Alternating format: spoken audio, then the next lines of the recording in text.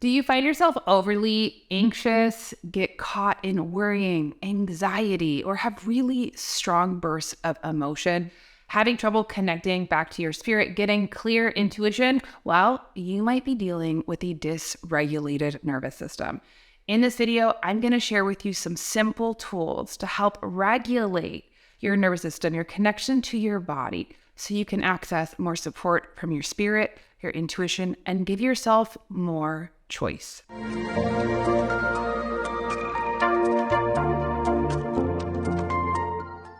As intuitive, sensitive people, we are often very susceptible to the energy around us. It can kind of feel like a lightning rod.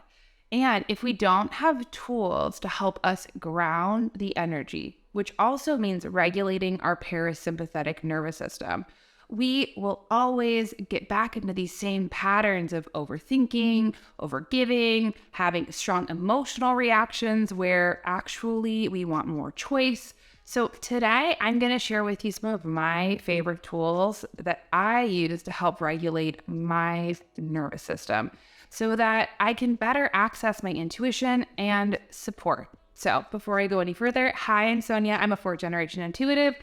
And if you are new here, welcome to the Intuition Party. If you're returning, thank you. I'm so happy to have you back. Don't forget to hit subscribe because I release new videos every single week. And this week, we're talking about the nervous system, which for me, what I think about is how to get our body into a safe space so that we can access our spirit, so we can access support from a grounded, calm place.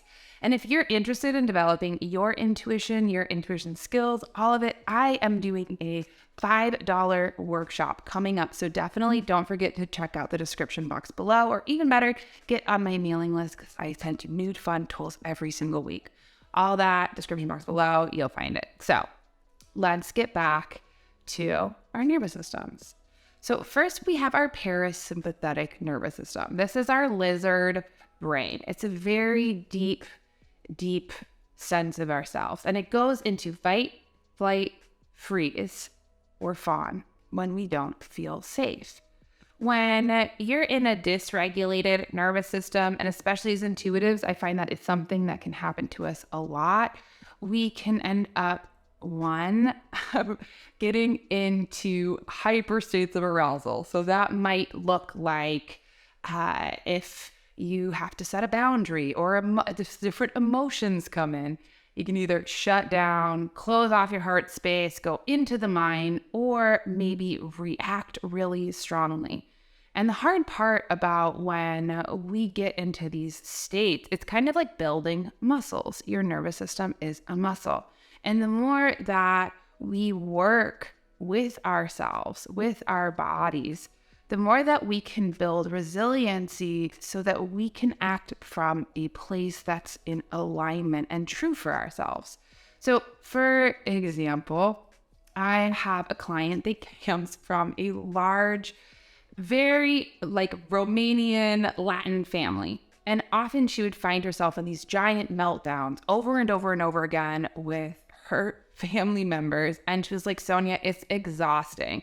And I find myself just not only freezing, but then overthinking, wanting to say the right thing. I can't access my spirit. I can't access my intuition. I don't feel grounded. And I'm like, babe, I need to give you some tools. So the very first thing that I really want to invite you to do is just notice, what is your relationship with your body? Are you attuned to the signals that your body sends?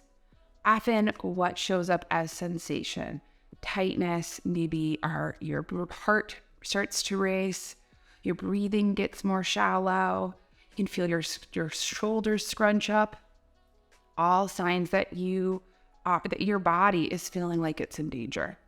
And the moment that these things show up, our shoulders tense, so we squeeze, our jaw gets tight, we get meat mouth, as I like to say. Our spirit is squeezed right out of our bodies. We are not connected. We're all in here. And we might not even be aware of it. So when we can first start by paying attention to the signals that our bodies are telling us. For example, Your heart rate starts to raise. You feel overwhelmed. The shoulder starts to tense. Notice and take a breath. And instead of breathing, often when we get dysregulated, we breathe here. Take a breath in through your nose. Imagine like you're breathing up through your feet. Let your rib cage expand from east to west. And exhale like you're exhaling 10 birthday candles. And even better, put your tongue on the roof of your mouth as you exhale. Then ask, what am I looking at? I am looking at the beautiful tree outside. I am looking at my coffee cup. This brings us back to the present moment where we can actually access our spirit, or we can access support. When we notice these cues from our bodies and start to attune to them, in my world, what we're saying is our ego intellect, the part that keeps us safe, is telling us something. I'm in danger. That might actually not be real danger, but if we can lean in with some compassion and care, oh, you're trying to tell me something. And instead of trying to figure it out, analyze, explain, I am going to come back to home number one, my physical body. Deep breathing, these things help to anchor us back in. Second, my favorite tool of all time that always helps me regulate, always helps me connect back to my spirit, back to my higher self, is, as you know, if you follow my videos, one hand on your heart and one hand on your belly. Take a deep breath in through your nose, exhale, gently close your eyes, and bring your attention inward. The awareness from the chattering of your head to your heart space. And from that place, as you sit in that place as a practice, because we're talking about building muscles, we can start to notice that we come back to the present, that you start to feel your spirit, that you have more choice, that you have more space. Now, when we're talking about also, these are muscles. So first, I guess third, a mindfulness practice. That's what really both of these things are. Mindfulness can also look like meditation. Mindfulness can be walking, using our senses to bring us here. How am I feeling? What is my body telling me?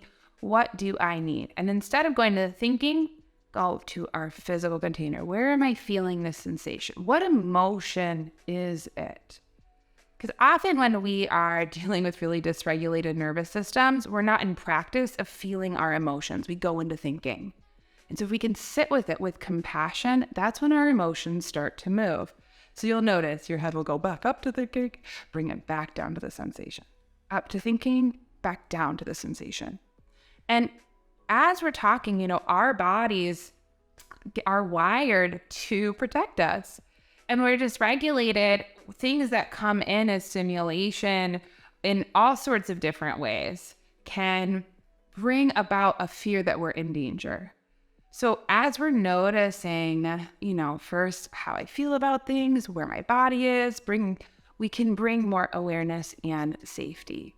So that's where mindfulness, that's where meditation, that's where practices to bring us into the present helps to build our parasympathetic